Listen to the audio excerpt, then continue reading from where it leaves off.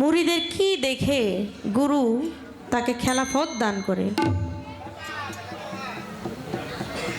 মুরিদের কি দেখে গুরু মুরিদকে খেলাফত দান করে? এই হচ্ছে একটি প্রশ্ন। আরেকটি প্রশ্ন করেছে, বড় পীরের কাছে এক মা গিয়ে বলেছে তাকে একটি সন্তান দেওয়ার জন্য বড় পীর দিছে, হইছে মাইয়া। বললেন আমি একটা সন্তান চাইলাম, দিছেন একটা ছেলেই দিতেন, মাইয়া দিছেন, এটা তো বিয়ে দিলে পরের বাড়ি চলে যাব, আমি তো একা হয়ে যাব। দিছেন একটা ছেলেই দিতেন। বড় পীর জালালি হালতে ছিল। বড় পীর জালালি নজরে ওই বাচ্চার যতটুকু তাকাইছে ততটুকু ছেলে হয়ে গেছে, আর বাকিটুকু মেয়ে আছে।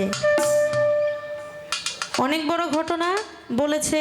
বড় পীর মাকে বলে দিছে যে উপর দিয়ে বিয়ে বসাইবা, নিচ দিয়ে বিয়ে করাইবা। এটা কিভাবে সম্ভব? চেষ্টা করব জবাব দেওয়ার জন্য। একটি গান খুবই চমৎকার ভাবে করলেন। কালেমা পড়িলে হাজার, তবুও তুই হবি গুনাহগার,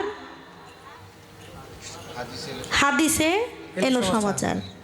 খুবই চমৎকার একটি গান। তো এখন আর আমি কি কমু, আমার গান তো গাইছি, তাইলে এখন একদম সমানে সমানে হয়ে গেছি না, নাকি বলেন? এখন সমানে সমানে হয়ে গেছি। আবার একটি কথাও বলছে, পাতলা প্রশ্ন আর আমারে কইরেন না, একটু ভারী প্রশ্ন করেন। আচ্ছা করব। আবার আমারে যখন এই যে বড় পীর সাহেবের ঘটনার প্রশ্ন করলেন, এখন একটা প্রশ্ন করি। আপনি এটা কি করলেন? হ্যাঁ, এটা আপনার মানে যেমনে কইছে আমি তো একটু ভয় পাইছি যে কি প্রশ্ন না জানি করে শেষ পর্যন্ত এইটা। আরে এটা এই প্রশ্ন তো এই যে এই বাচ্চা ছেলেটাও জানে। তো আপনি রেডি থাকেন, একটি প্রশ্ন আপনাকে করব। তার আগে আমি জবাব দেওয়ার আগে একটি কথা বলতে চাই। আস্তে কথা বলতে বলতে এমন এক পর্যায়ে বলেছে যে আল্লাহ অনেক সুন্দর করে আমাদের এই মানব দেহ সৃষ্টি করছে না? আল্লাহ চাইলে পিছনে চোখ দুইটা দিতে পারতো, আবার পাও দুইটা অন্য জায়গায় দিতে পারতো, এটা বলছে না? তো প্রথম মঞ্চে কিন্তু ওই যে কানার গল্প বইলা গেছে, বলছে না? প্রথম মঞ্চে কানা ল্যাংরা খোড়া কি জন্য হয়ে চন্দ্রের একটা ঘটনা বইলা গেছে। আচ্ছা আপনার কাছে এখন আমি একটু জানতে চাই, কোনো চন্দ্রের বিষয় না, আচ্ছা মা বাবার মিলনে চন্দ্র যখন যেখানে থাকে তখন বাচ্চা ওই রকম ল্যাংরা আতুর কানা হয়। এটা কার ভুলে? বাবা মায়ের ভুলে, তাই না? বাবা মা জানে না যে চন্দ্র কোন সময় আছে, এটা যাই না বুঝা যদি যাইতো তাহলে ল্যাংরা আতুর কানা আর হইতো না। এটা বাবা মায়ের ভুল। আচ্ছা যেই শিশুটা দুনিয়াতে জন্মই নেয় নাই, হ্যার কি ভুল? নাকি কথা বুঝতে কি অসুবিধা হচ্ছে? না না না। আচ্ছা যার ভুল নাই তার আবার শাস্তি কিসের? নাকি আমার ভুল নাই তাহলে আমি কেন শাস্তি পাবো? তাই তো। আর আমার বাবা মা ভুল করছে তার দায়ভার আমি কেন নিব? আমি কেন অন্ধ ল্যাংরা আতুর কানা হব? আপনার কাছে আমার জানার বিষয় যে বাবা মায় ভুল করছে এটা নাইলে মানলাম, এরা ভুল করছে চন্দ্রের হিসাব বুঝে নাই এই জন্য ল্যাংরা আতুর কানা হইছে। যে দুনিয়াতেই জন্ম নেয় নাই তার কোন ভুলের কারণে সে ল্যাংরা আতুর কানা হইল? নাকি প্রশ্নের মতো প্রশ্ন একটা করলেই যথেষ্ট? একটাই। রেডি থাকেন, হাইদা বোঝা কান্দনিতে আছেন। একটা গান আগে পালা থেকে গাই, তারপর চেষ্টা করব জবাব দেওয়ার জন্য। আর মেহেদি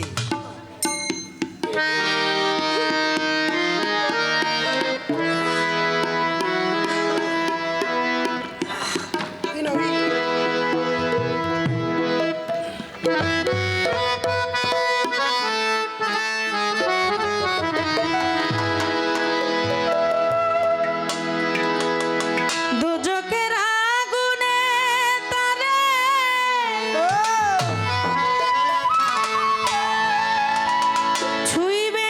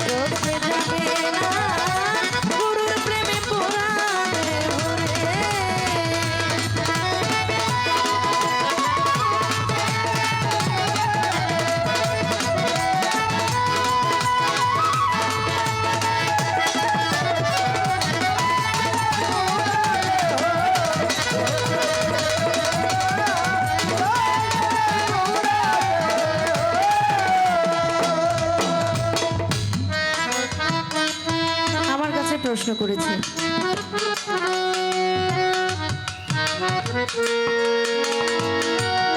মুরিদ কখনো পীরের কাছে 5টি জিনিস চাইতে পারে না। না। তার মধ্যে একটি হচ্ছে খেলাফত। খেলাফত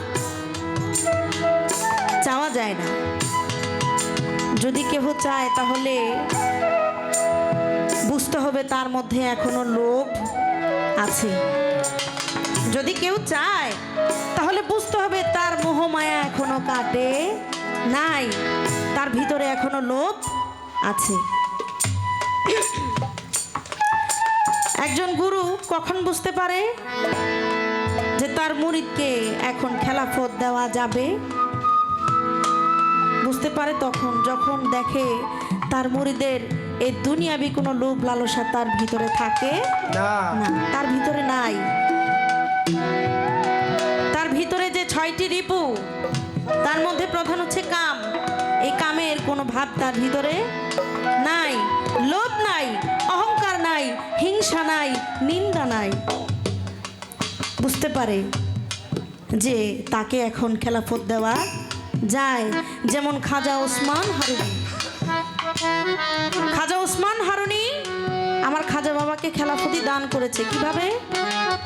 খাজা ওসমান হারুনি আমার খাজা বাবাকে বলেছিল, আমার শাহাদাত আঙ্গুলির ভিতরে তুমি তাকাও, হ্যাঁ।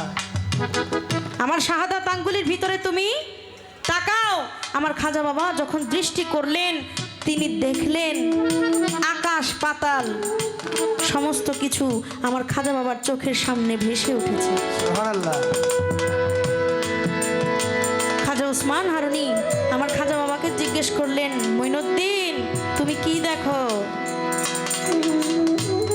আমার খাজা বাবা তখন বলেছিলেন, আমি 7 আসমানের উপরে কি হয় তা দেখি, হ্যাঁ। 7 জমিনের নিচে কি হয় আমি সমস্ত কিছু দেখতে পাই।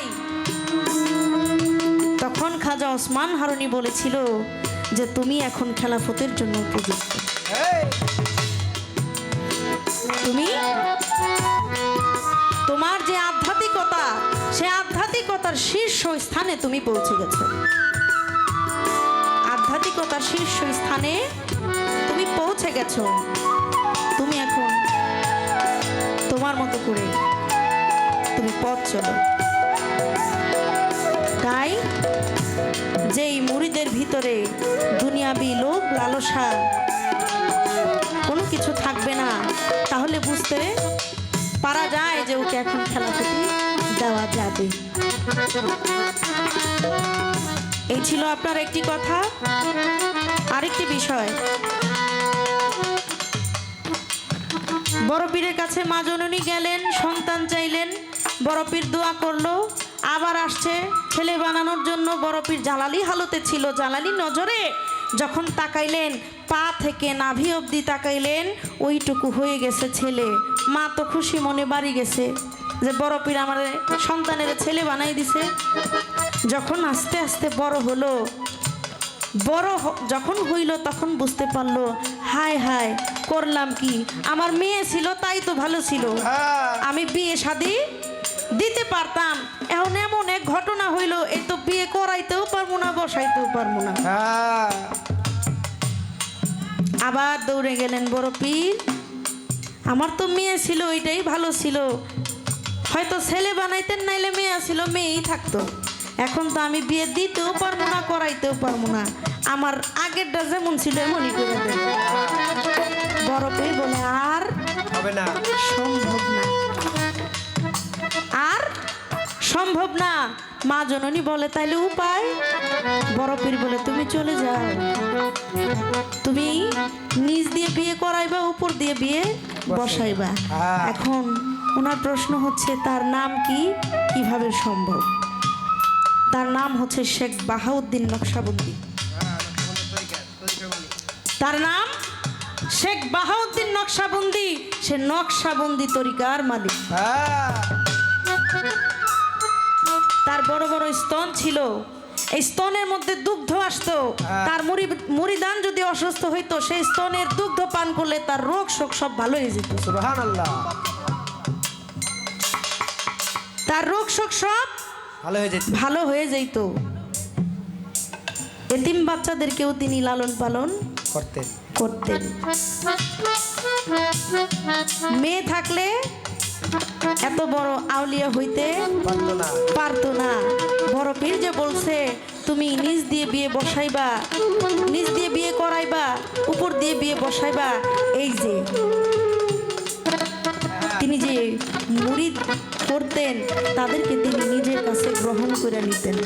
হ্যাঁ। মুরিদরা তার কাছে বিয়া বসতো, হ্যাঁ, মুরিদরা তার কাছে বিয়া বসতো। বসতো। আর এই যে উপর দিক দিয়া তিনি তার মুরিদান অসুস্থ হইলে তাদেরকে দুগ্ধ খাওয়াইলে তাদের রোগ শোক যা আছে সমস্ত কিছু ভালো। সুবহানাল্লাহ, সুবহানাল্লাহ। তিনি কে? তিনি শেখ বাহাউদ্দিন নকশাবন্দি তরিকার। চেষ্টা করলাম জবাব দেওয়ার জন্য। এখন আপনারা কি প্রশ্ন করবো? আপনি তো আমার গানই তো আপনি গাইতেছেন। আচ্ছা করি একটা প্রশ্ন আপনারে। না আয়া পড়ছে কি? তো আগেতেই ছিল, সে তো আগেই ছিল আমার দলে, এখন আর কি পরিপূর্ণভাবে ফুটাই তুলছে। আপনার কাছে একটু জানতে চাই, চমৎকার ভাবে আপনি বলেছিলেন যে আমার হুজুর পাকের যেই প্রস্রাব মোবারক সেটাও মাটিতে খেয়ে ফেলতো, বা পায়খানা মোবারক সেটাও মাটিতে খেয়ে ফেলতো। আচ্ছা, আমার হুজুর পাক যখন মেরাজে গমন করবেন উম্মে হানির ঘরে ছিলেন, জিব্রাইল এসে ডাক দিলেন, ডাক দিয়ে বললেন হুজুর আপনি তাড়াতাড়ি প্রস্তুত হন, মাওলা আপনাকে সাক্ষাতের জন্য দিদারের জন্য আহ্বান করেছে, আপনি তাড়াতাড়ি প্রস্তুত হন, আপনি একটু অজু করেন, আপনি একটু অজু করে নেন। আপনার কাছে জানার বিষয়, আমার হুজুর পাক তো পবিত্র, তাহলে তার অজুর দরকার কেন হয়েছিল? অজুর দরকার কেন হয়েছিল? পানি জিব্রাইল খুঁজা পায় না, অবশেষে একটা জায়গা থেকে জিব্রাইল খুঁজা আনছে। এই ঘটনাটা কি আপনার কাছে একটু ছোট্ট করে জানতে চাই। এটুকুই, আশা করি সুন্দরভাবে জবাব দিবেন।